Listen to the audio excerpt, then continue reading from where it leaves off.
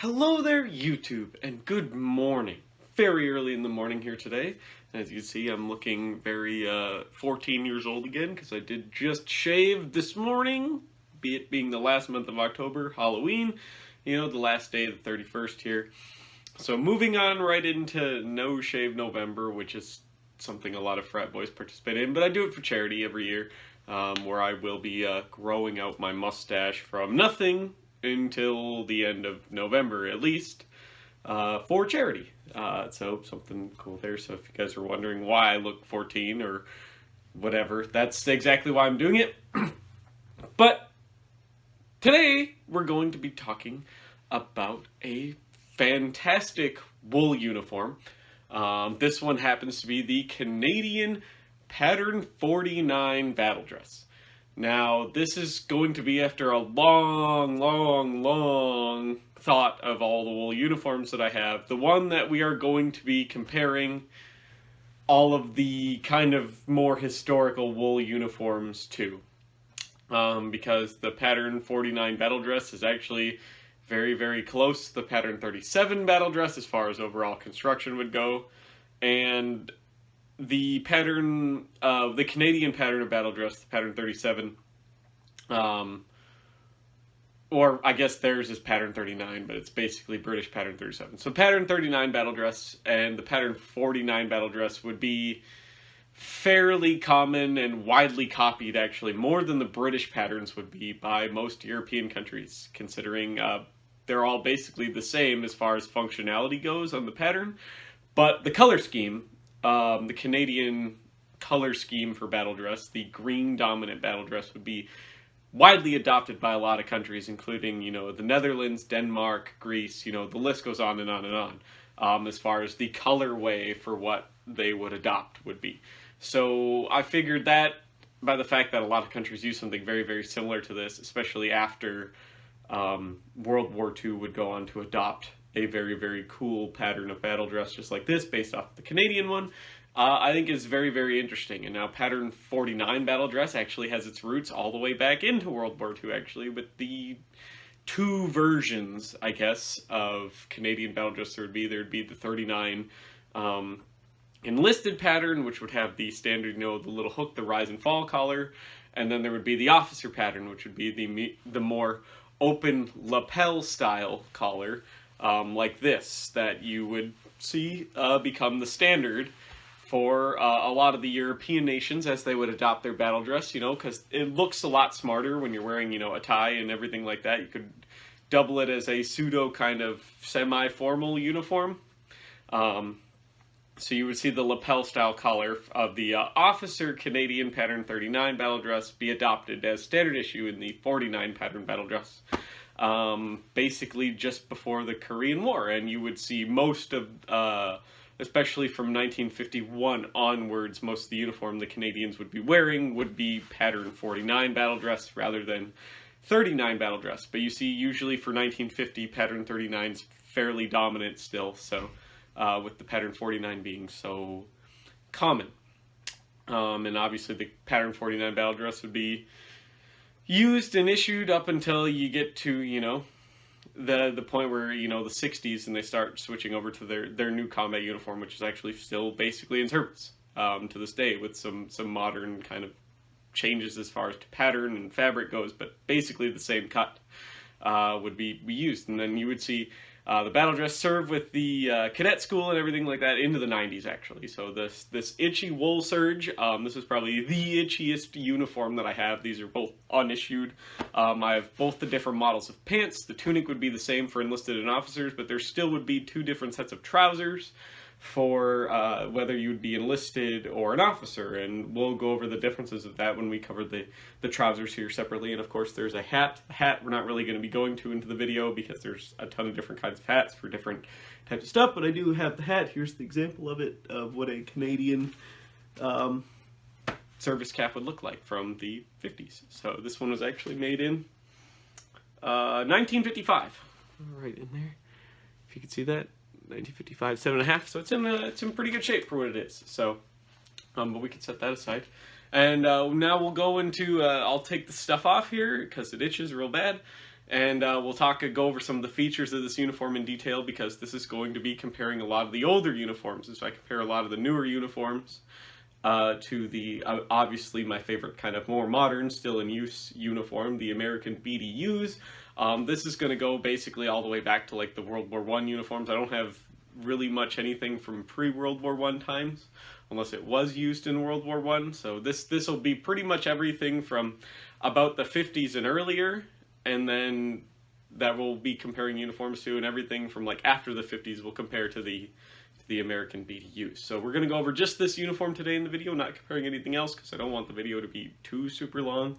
But we're going to go over all the features here of the Canadian Pattern 49 Battledress.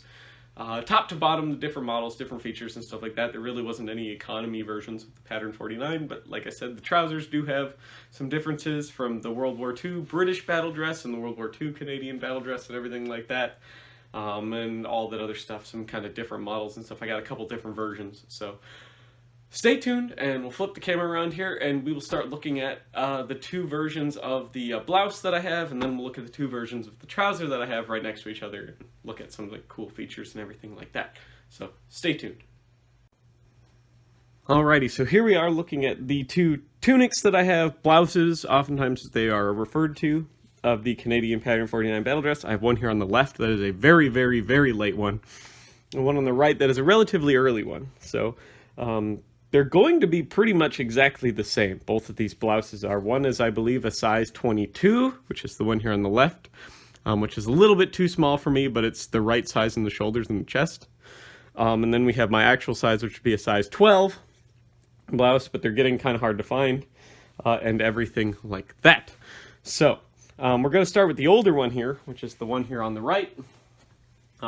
Much coarser wool. It's probably going to be hard to tell on camera, but this one is a less nice wool than the one on the left. This one has a lot more kind of loose fibers. These are both unissued. A lot looser fibers and stuff like that. It's a little bit itchier than the one here on the left, despite being 100% wool serge, obviously. Just like with most Battledress, they're going to be obviously closed here at the cuffs.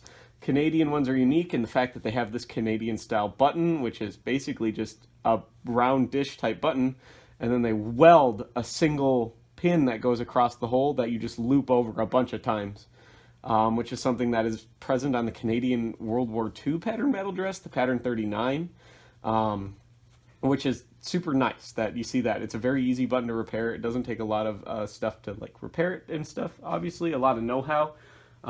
And it's the same. So 5-button closure all the way up, same exact buttons. They're the kind of dish style, and then they have the one pin that runs across, which colloquially known as the Canadian style button. Very common to see. Pockets, 2 bellowed breast pockets with single hidden button closure on the chest, as you can see here.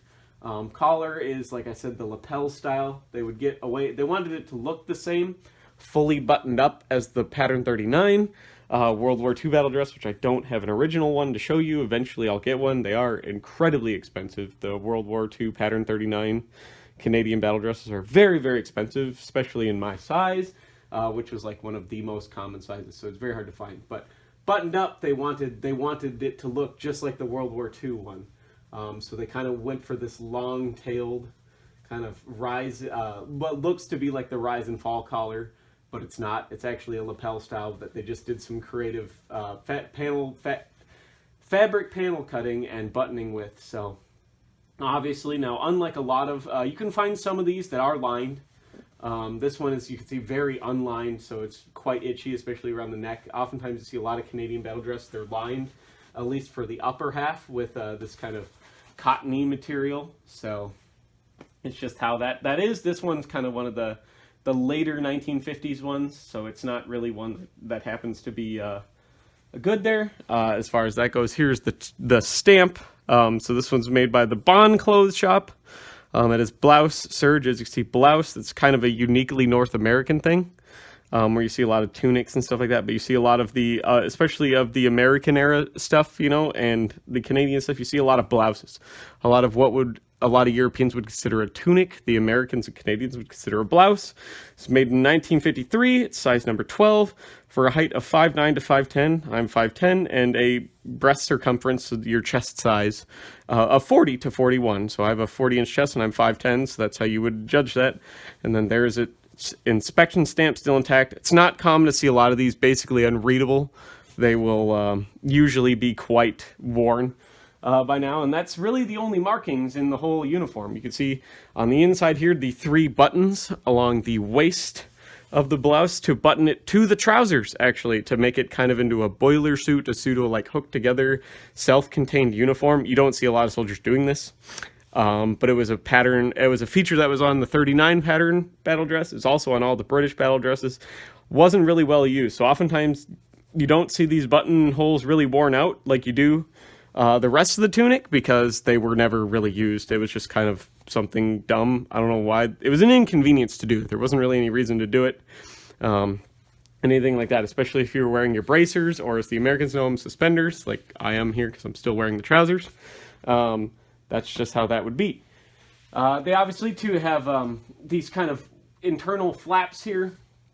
They are pockets, but they're not very good pockets for anything like that. You're basically keeping your documentation, your wallet, and stuff like that in there.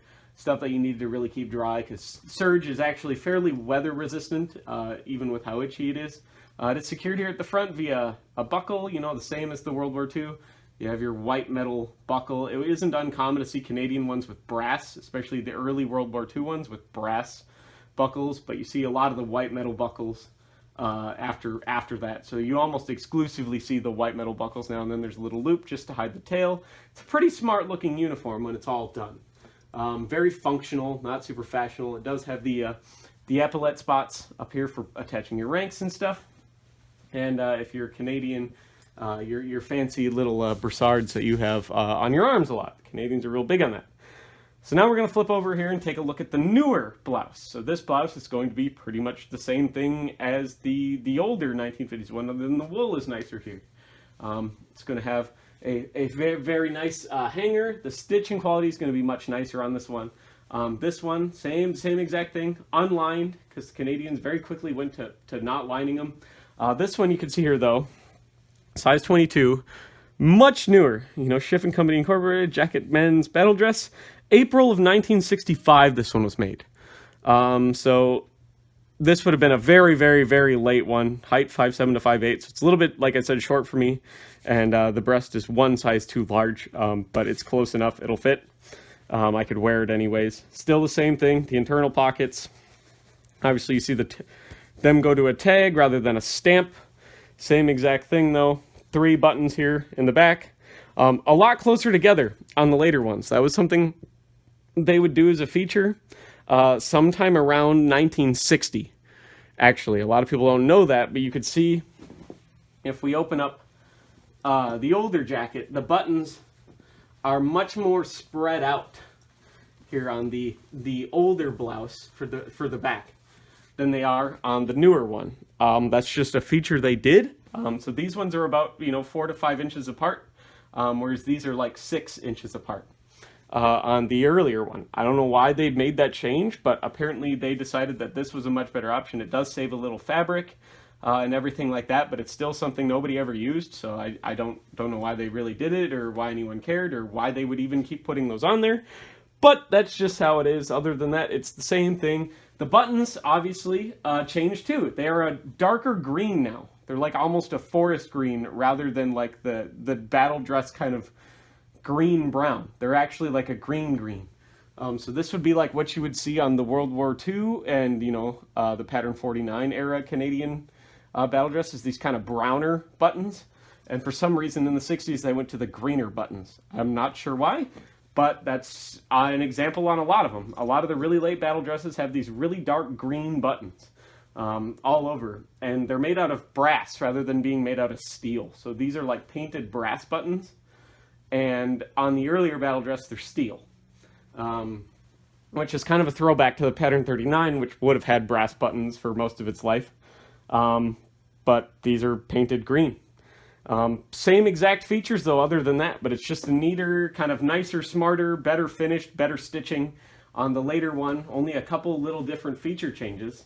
But that's the blouse. Same exact thing. Has that lapel lay style flat collar. That was the same on the 39 Battledress. So there's no difference between the officer and the enlisted man's tunic on the pattern 49. Whereas in the pattern 39, the officer would have an open lapel style collar.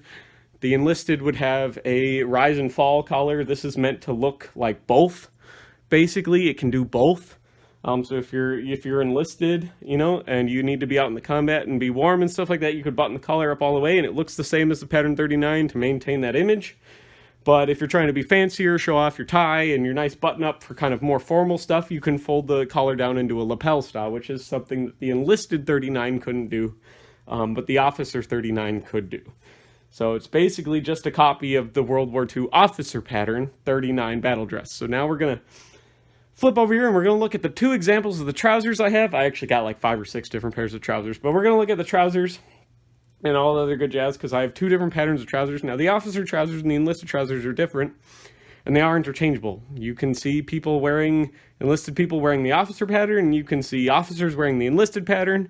There really isn't any rhyme or reason, but there is 2 separate patterns a lot of people don't know about, and they're basically the same as the World War II ones. So, and we'll go over the differences between the World War II ones, the 39 to the 49, which isn't really much, and then the difference between the 49 officer and the 49 enlisted trousers. So stay tuned. Alrighty, here we are back again now with the trousers. We have the enlisted man's pattern on the top, and we have the officer pattern here on the bottom. Now, the main differences between the pattern 39 and the pattern 49 Battledress pants is basically they remove the bandage pouch.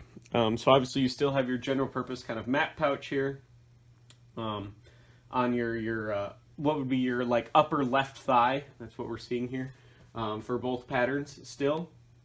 But on your upper right thigh on the World War II pattern 39 Battledress, you would have a dressing pouch for a field dressing. That was removed on the pattern 49 Battledress. There isn't any dressing pouches on them. That's about the only difference though between the 39 and the 49.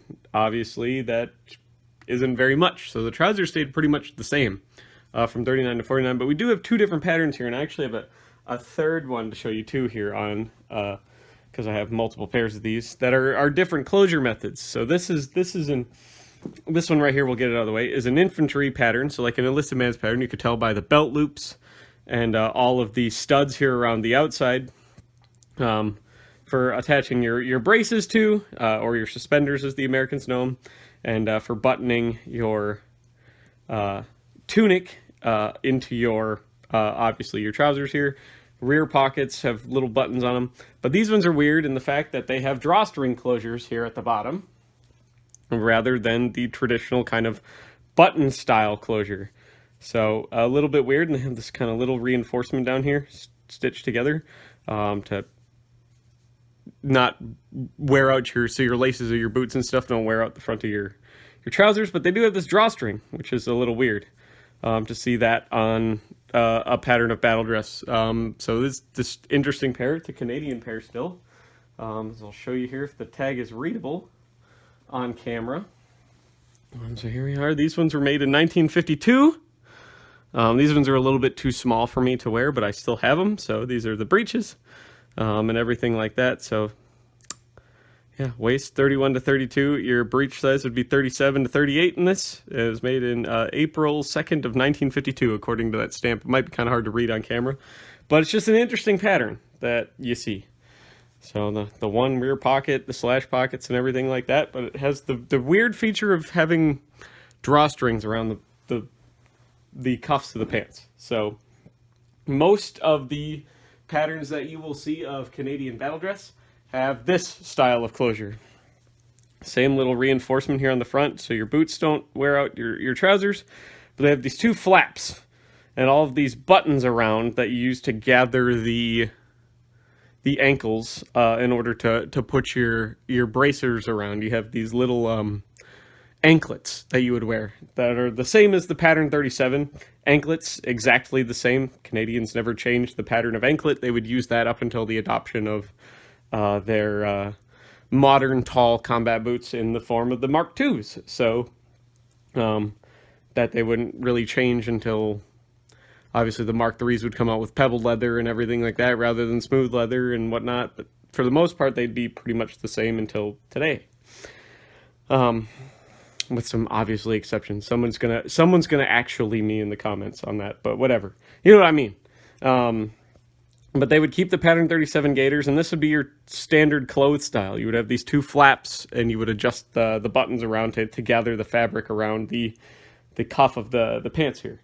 So the officer pattern doesn't have that. They're just regular old loose. No closure method here at all. No drawstring, no nothing. They're just open cuff pants. Sit, basically. That would be one of the major differences. So up here around the waist, you could see a lot of different versions of the Canadian pattern Battledress with different buttons and studs. Obviously, the enlisted pattern is going to have all the belt loops and the buttons to obviously attach the blouse to the trousers. You can see the studs for the braces on the inside or the outside. That's common for both features and everything like that. But that's about it as far as the difference goes. Still has the same single button, hidden button closure slash pocket here in the back. Still the same two slash pockets in the front. Belts, for attaching everything. This one has the brace buttons on the inside. The one with the drawstrings had the brace attachment buttons on the outside of the trousers. Here is the the tag for this one. So this is a Battledress trouser serge. This is a size 9 for height 5'7" to 5'8", waist 34 to 35. I have a 34-inch waist, and a breech of 40, which is what I need. So it's not quite the right height, but they do fit for whatever reason. These ones were made by the Superior Pant Manufacturing Company Limited of Toronto, Ontario in January of 1952. According to this tag. So there's that stamp. They're still readable barely, and then it's a broad arrow acceptance stamp right up there, which is pretty cool, I think. That's once again the enlisted pattern pant. You can see all the reinforcements in there and stuff like that. And then great way to tell the officer pattern from the enlisted pattern is once again if it has belt loops on it. Because the officer pattern won't have belt loops like that. Theirs will be brace attachment only, and I will show you that here right now. So here's the officer pattern of pattern 49 Battledress. You can see there is no belt loops around it at all. It still has the 3 buttons for attaching the blouse to the trousers, but there is no belt loops on it. It's meant to look smarter. Still the same single slash pocket in the back, with single hidden button closure. All that other stuff is pretty much the same. This one has a couple different stamps on it. Big M, big R there. Has a acceptance stamp. Now this one is really, really faded. These are also a size 9, which is, 34 to 35, breech of 40 to 41.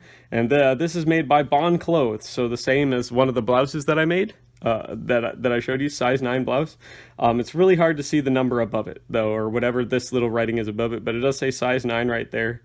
And it does have, the waist size of 34 to 35, which my waist is 34, and the breech of 40, so these fit, but these are slightly shorter than the infantry pattern, despite the fact that they are the same size. The officer patterns are oftentimes a little bit shorter because they're meant to look a little tighter and be a little bit smarter looking. With the anklets, whether they be leather or, the canvas pattern 37 ones.